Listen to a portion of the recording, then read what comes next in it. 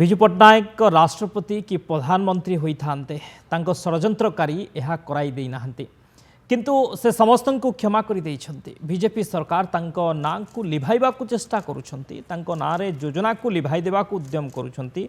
विजु पट्टनायक प्रतिमूर्ति को पोड़ीबा को पछाउ नाहंती। सुना को जेते पोड़िले से चमकिबो। विजु पट्टनायक को लोकंक मनरु लिभेई पारिबेनी बोली कहिछंती विरोधी दल मुख्य सचेतक प्रमिला मल्लिक। ओडिशा पाई, ओडिशा माटी पाई, ओडिशा जाति पाई, ओडिशा पुଅ ଝିଅ ମାନଙ୍କ ପାଇଁ ବିଜୁ ବାବୁ ଯାହା କରିଛନ୍ତି ଅନ୍ୟ କୌଣସି ନେତା ତାହା କରିପାରିବେ ନାହିଁ କି କରିନାହାନ୍ତି। ଯଦି ଓଡିଶାରେ ଜନ୍ମ ନ ହୋଇ ସେ ଉତ୍ତରପ୍ରଦେଶରେ ଜନ୍ମ ହୋଇଥାନ୍ତେ କି ପଞ୍ଜାବରେ ଜନ୍ମ ହୋଇଥାନ୍ତେ ସେ ହୁଏତ ଭାରତ ବର୍ଷର ପ୍ରଧାନମନ୍ତ୍ରୀ ବାର ବାର ହେଇଥାନ୍ତେ କିମ୍ବା ରାଷ୍ଟ୍ରପତି ହେଇଥାନ୍ତେ। କିନ୍ତୁ ଓଡ଼ିଆ ମାଟିରେ ସେ କଥା କରାଇଦେଲା ନାହିଁ। ଯେଉଁମାନେ ସେତେବେଳର ଚକ୍ରାନ୍ତକାରୀ ନେତାମାନେ ତାଙ୍କ ବିରୁଦ୍ଧରେ ବହୁତ କଥା କରିଛନ୍ତି କିନ୍ତୁ ସେ ସବୁବେଳେ କ୍ଷମା ସାଗର ଭାବରେ ସମସ୍ତଙ୍କୁ କ୍ଷମା ଦେଇ ଯାଇଛନ୍ତି, ସମସ୍ତଙ୍କୁ କ୍ଷମା କରି ଚାଲିଛନ୍ତି।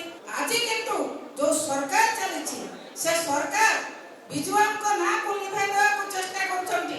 ତାଙ୍କ ନାଁରେ ହେଇଥିବା ଯୋଜନା, ତାଙ୍କ ନାଁରେ ହେଇଥିବା ବିଭିନ୍ନ କାର୍ଯ୍ୟକ୍ରମକୁ ଏବଂ ଶେଷରେ ତାଙ୍କ ପ୍ରତିମୂର୍ତ୍ତିକୁ ପୋଡ଼ିବା ପାଇଁ ଚେଷ୍ଟା କରୁଛନ୍ତି। କିନ୍ତୁ ମନେ ରଖନ୍ତୁ ବିଜେପି ସରକାର ସୁନାକୁ ଯେତେ ପୋଡ଼ିଲେ ତାର ଓଜନ ବୃଦ୍ଧି ପାଇବ ସିନା, ସୁନା କେବେ ମଉଳି ଯିବ ନାହିଁ। ବିଜୁ ବାବୁଙ୍କୁ ତମେ ଯେତେ ବଦନାମ କରିବାକୁ ଚେଷ୍ଟା କଲେ ମଧ୍ୟ ବିଜୁ ବାବୁ ଆହୁରି ଲୋକଙ୍କ ପାଖରେ ବିଜୁ ବାବୁ ତାଙ୍କର ହୃଦୟରେ ରହିବେ, ଲୋକଙ୍କ ହୃଦୟରେ ରହିବେ।